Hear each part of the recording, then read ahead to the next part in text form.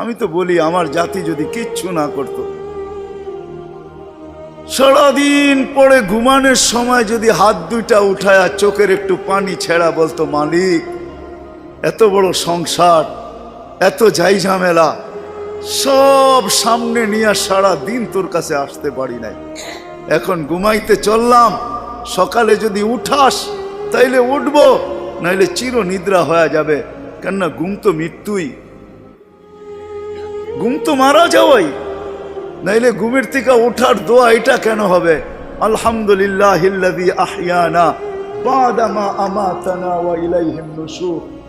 ঘুম যদি মৃত্যু মরা না হইতো, মৃত্যু বরণ করা না হইতো, তাহলে এই দোয়া ঘুমের থেকে উঠার হতো তো হইতো কেন? অন্য দোয়া হইতো, আরো তো কত দোয়া হইতে পারতো। বোঝা গেল আমি মৃত্যুর থেকে ফিরে আসছি, মরে গেছিলাম ঘুমের ভিতরে। আমার জাতি যদি শোয়ার আগে হাত দুইটা উঠায় তওবা করে শুইত, নারী পুরুষ নির্বিশেষে, এইখানে তো এই বিশাল ওই মাথা পর্যন্ত একজনও পাওয়া যাবে কিনা যে ডেলি আমি ঘুমানোর আগে কমসে কম একটু হাত উঠায় তওবা করে হইলেও ঘুমাই, আল্লাহকে বইলা ঘুমাই, আল্লাহ যেমন করার ছিল সারাদিন করতে পারি নাই, যেমন পড়ার ছিল পড়তে পারি নাই, তোমার দিকে ছুটার ছিল ছুটতে পারি নাই, আমি কিন্তু মাপ চায় ঘুমাইতেছি। যদি উঠায় নাও ঘুমের ভিতরে, তাইলে ওদের অন্তর্ভুক্ত করো যাদের ব্যাপারে তুমি নিজেই কোরআনে বলছো ইউহিব্বুত তাওয়াবিন ওয়া ইউহিব্বুল মুতাতাহহিরিন। তুমি তওবাকারীকে ভালোবাসো, আমাকেও ভালোবাসার চাদর দিয়া ডাইবেন। আমার জাতি যদি ঘুমানোর সময় একটু তওবা করে ঘুমাইতো, একজনও তো হাত উঠাইতে পারবে না যে আমি ঘুমানোর সময় ডেলি তওবা করে ঘুমাই, তওবায় আমি অভ্যস্ত। যুবক আসো, ভাবো, সবার পায়ে হাত রাখা বলতেছি, যে যে স্থানে আছি, যার যতটুকু পজিশন দুনিয়াতে, রিক্সা চালাও, তুমিও ভাবো যে এই ছোট জীবনটা কেন দিলেন?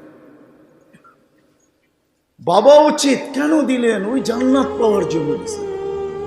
বলে আপনি কি করে বলেন? এই জন্যই বলি, কেন আমাদের যাত্রা জান্নাত থেকে, আমরা জান্নাতে যাব। আদম আলাইহিস সালাম জান্নাত থেকে যাত্রা শুরু করছেন, আবার উনি ফিরা জান্নাতেই যাবেন। আমাদেরকে যদি আল্লাহ জান্নাত না দিবে, তাহলে মুসলমানের ঘরে আমার অস্তিত্ব দিল তো দিল কেন?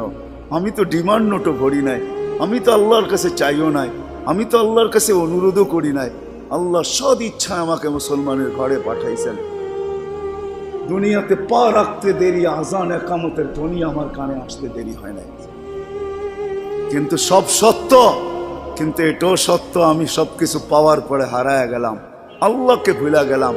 এই জন্যই কোরআন আমাদের কানে ধ্বনি দেয়, কুতিলাল ইনসানু মা আকফারা। ও মানুষ, তুই অকৃতজ্ঞ হইলি তো হইলি কি করে? উচিত তো ছিল ফল আসলে গাছ আরো ঝুঁকবে, ফল আসলে আরো ঝুঁকবে। উচিত তো ছিল শিক্ষিত মানুষগুলা শিক্ষিত হইয়া 24 ঘন্টা আল্লাহর কুদরতি পায়ে পড়া থাকবে। উচিত তো ছিল ধনী ধন পাওয়ার পরে আল্লাহর কাছে কাছে থাকবে। উচিত তো ছিল যুবক যৌবন পাওয়ার পরে আল্লাহর কুদরতি পায়ে যায় মাথা ঠেকায় দিবে, মালিক তুই আমাকে যৌবন দিছিস, দূরে যাই তো যাই কি করা, যৌবন তো তোরই দেওয়া। 24 ঘন্টা আমাদের উপরে রহমতের বৃষ্টি বর্ষিত হইতে থাকে। তারপরও আমাদের সমাজের মানুষগুলা একটু ভাবে না, একটু চিন্তা করে না এই ছোট জীবনটা কেন দিল। আসলাম আর যাব। উর্দুতে বলে খানা কামানা খানা সোনা সুবা পাখানা। এটার জন্য তো দুনিয়ায় দেন নাই, জীবনটা দেন নাই যে কামাবো খাবো ঘুমাবো আর সকালে খালি করব আবার কামানোর জন্য ছুটবো।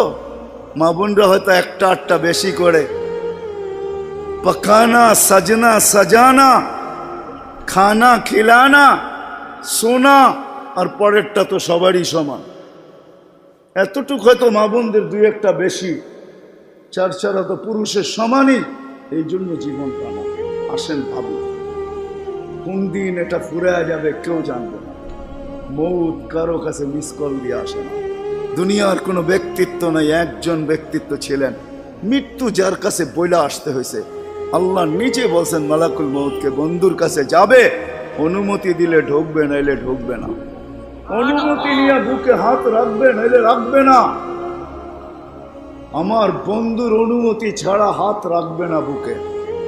একজনই দুনিয়াতে ব্যক্তিত্ব ছিল যার কাছে অনুমতি নিয়ে আসছে, কারো কাছে আজ পর্যন্ত অনুমতি নিয়ে আসে না, আর আসবেও না। সত্য এটাই। এই জন্য আসেন, ওই জান্নাত, এটাই আমাদের ছোট জীবনটার উদ্দেশ্য।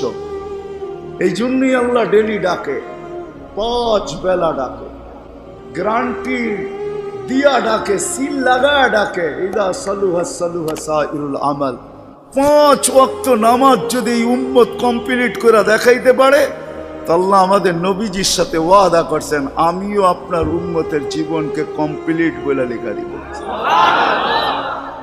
কোনো বিষয়ে হাতেই লাগাবো না, চোখই বুলাবো না, নামাজ ঠিক তো ঠিক।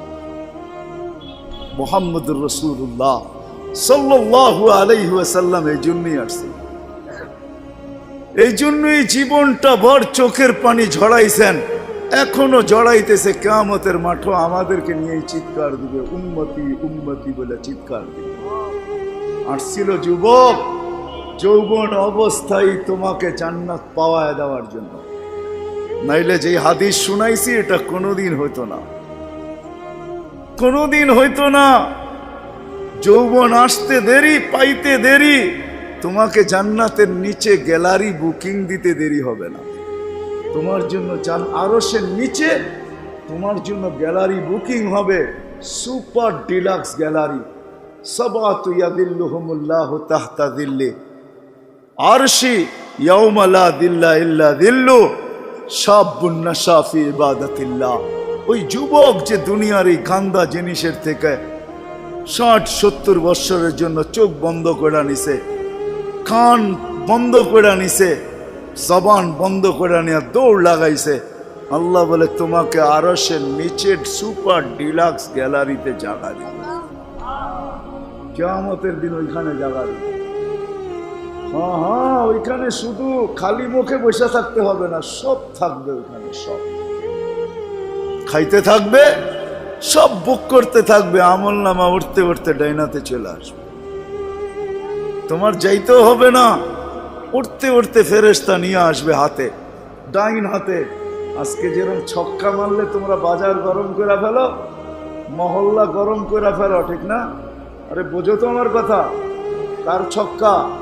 ক্রিকেটে দেখো না মাঝে মাঝে তোমাদের পছন্দের প্লেয়ার যদি ছক্কা মারে বা টিম যদি ছক্কা মারে, তাহলে পুরো বাজার গরম করে ফেলো, ঠিক না?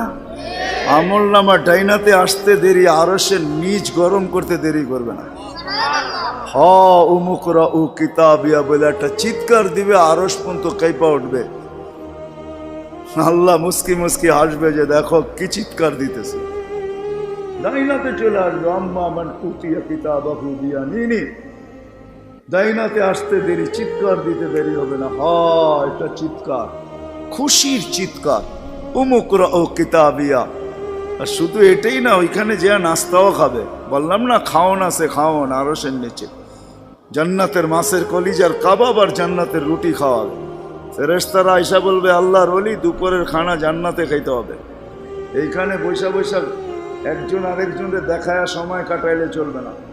জিজ্ঞাসা করবে কি পাকাইছে আল্লাহ দুপুরে? জাবাহা লাকুম সাওরাল জান্নাত, জান্নাতের ষাঁড় জবাব। জিজ্ঞাসা করবে কোথার থেকে আনছে? আমাদের আমিন বাজার মিরপুর থেকে। কেন? রব্বা হাফি আকনাফিল জান্নাহ, জান্নাতের কোনায় কোনায় বিচরণ হয়ে বড় হয়েছে।